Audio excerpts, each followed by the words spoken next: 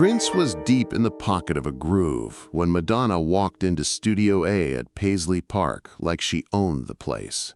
It was 11:47 p.m. on August 7th, 1992, and Prince hadn't invited her. Nobody had invited her. But Madonna didn't wait for invitations. She'd finished a label meeting in Minneapolis, heard Prince was recording, and decided Paisley Park needed her energy. What happened in the next 8 minutes would become one of the most legendary power clashes in music history. Because Madonna made one critical mistake. She forgot that in Prince's house, the music didn't follow you. You followed the music. And when she tried to turn his sacred studio into her dance floor, Prince said 4 words that ended everything and revealed exactly why 2 of the biggest egos in music could never share the same space. Prince was 3 hours into perfecting a bass line that existed somewhere between funk and prayer when he heard heels clicking down the purple hallway. He didn't look up. Paisley Park had a rule. When Prince was recording, you didn't interrupt unless the building was on fire. Madonna appeared in the doorway wearing all black leather jacket over her shoulders, that signature confidence radiating from every pore. The musicians in the room froze. This wasn't scheduled. This wasn't cleared. This was Madonna doing what Madonna did, going wherever she wanted because the world had taught her that closed doors were just suggestions. "Hey," she said, walking into the studio without waiting for acknowledgement. "Heard you were working on something. Thought I'd see what the purple one does when nobody's watching." Prince didn't respond, didn't look up. Just kept playing, his fingers moving across the keyboard with surgical precision. The bass was almost right. Almost sitting in that frequency where you feel it in your chest before you hear it in your ears. He made a micro adjustment to the filter, closer. Madonna walked further in, her eyes scanning the room. The purple lights. The musicians who looked like they'd been working for days without sleep. The mixing board that had more channels than most people had seen in their lives. She picked up one of Prince's guitars, the purple Telecaster leaning against an amp. "Nice," she said, turning it over in her hands. "Very you." Prince still didn't look at her. His focus was absolute. The music was almost there. Then Madonna did what Madonna always did. She started moving. At first, just a slight sway, finding the rhythm that Prince was building. Her hips picking up the bass line. Her shoulders catching the hi-hat pattern that hadn't even been recorded yet but existed in the space between sounds. She wasn't trying to be subtle. She was doing what she'd done on 1,000 stages, letting the music pull her body into motion. Because for Madonna, music wasn't something you analyzed. It was something you felt. And feeling meant moving. The rhythm pulled her forward. She moved like she always did. Like the room was hers. Like the music existed to respond to her presence rather than the other way around. Her body found the groove. Her hips swayed harder. She closed her eyes and let the beat take over, transforming Prince's carefully constructed architecture into something she could dance to.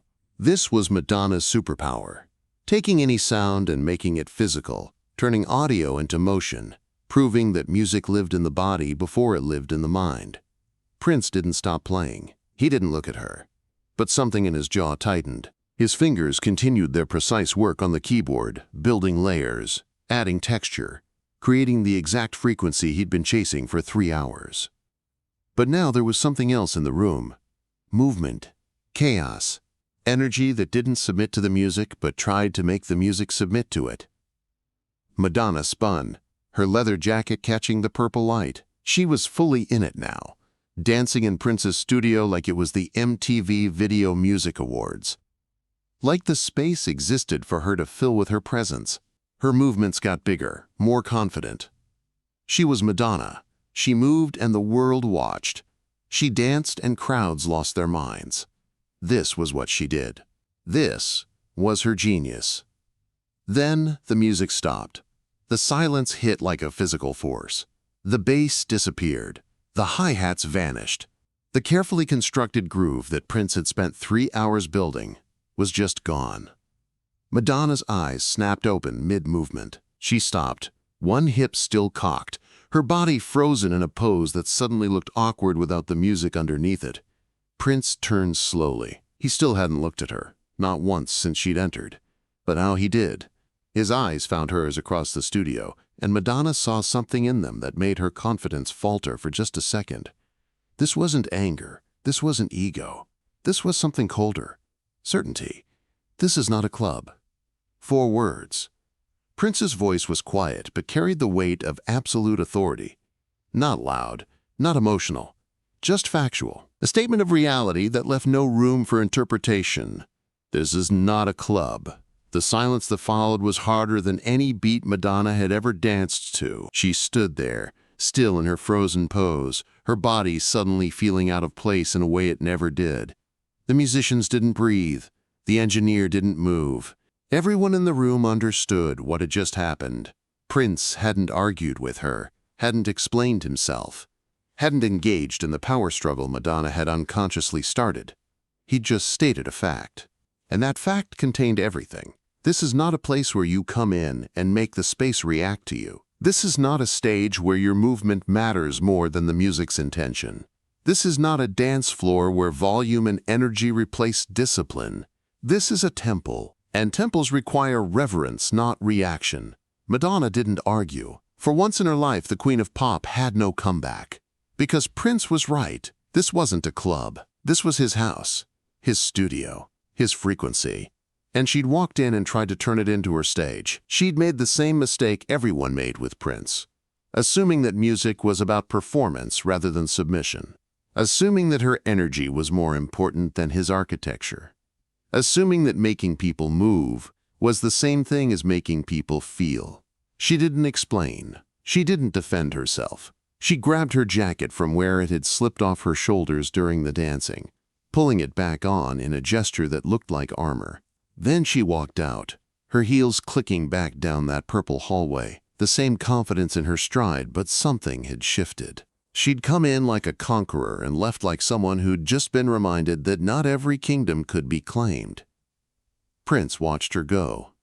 Then he turned back to his keyboard, adjusted 3 settings on the mixing board, and started playing again. From the top, like the last 8 minutes hadn't happened. Like Madonna hadn't just tried to turn his studio into her dance floor. Like the interruption had been nothing more than a momentary break in the frequency he was building. But here's what nobody in that studio knew. Prince kept journals. And that night, after everyone had left and Paisley Park was silent except for the hum of equipment, he wrote something that revealed the encounter had affected him more than he'd shown. She came into my house and started dancing like the music was supposed to follow her. Like I was supposed to adjust my frequency to match her movement. That's the difference between us. She makes music react to her body. I let my body disappear into the music. She's never alone because the crowd is always with her. I'm always alone because the music demands I serve it, not the other way around. Madonna never spoke publicly about that night at Paisley Park. But musicians who worked with her noticed something shift after 1992. She started talking more about discipline in her rehearsals, about precision, about the difference between performing for a crowd and submitting to the music. Years later, in a documentary about her creative process, she said something that everyone who knew the Prince story recognized. There are spaces where your energy doesn't matter, where movement doesn't translate, where you have to let go of control and just listen. That's hard for people like me.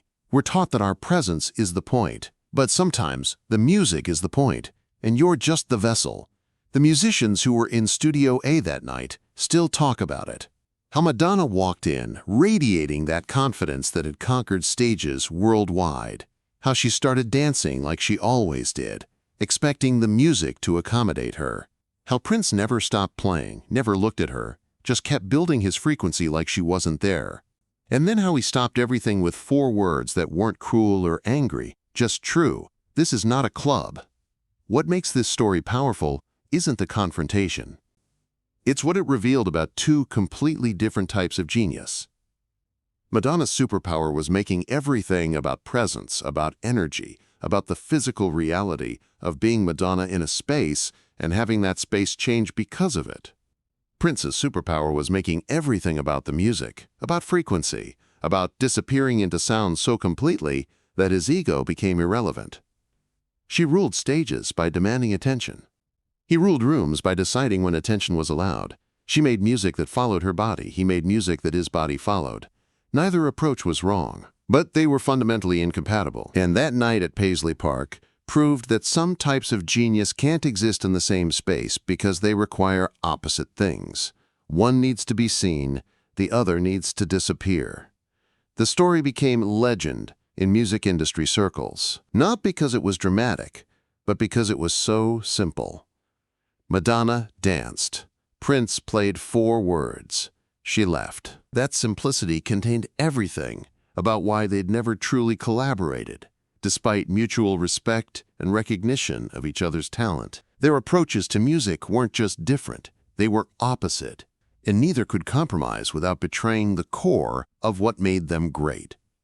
Years later, when Prince died, Madonna posted a photo of herself and Prince from an award show with a caption, "Genius recognizes genius even when they can't share the same room. He taught me that discipline is a form of respect. I hope I taught him that chaos is a form of life. We were both right. We were both alone." Those words captured the tragedy of 2 icons who understood each other completely and yet could never truly connect. Because understanding someone doesn't mean you can coexist with them. Sometimes the greatest respect is recognizing that your presence in their space diminishes what makes them great, and having the grace to leave. This is not a club. 4 words that define the difference between 2 legends. Madonna needed crowds and energy and movement to feel alive. Prince needed silence and discipline and submission to create. She was external, he was internal. She performed for the world, he performed for the frequency. And that night at Paisley Park, when she tried to bring her world into his, Prince reminded her that some spaces don't bend, some artists don't compromise, and some music doesn't follow you, you follow it. Or you leave. Madonna chose to leave. And in that choice, both of them won. She got to remain Madonna, unconquered and uncontrolled. He got to remain Prince, undistracted and undiluted. The music continued. The frequency was restored, and 2 icons went back to ruling their separate kingdoms, never to share the same space again.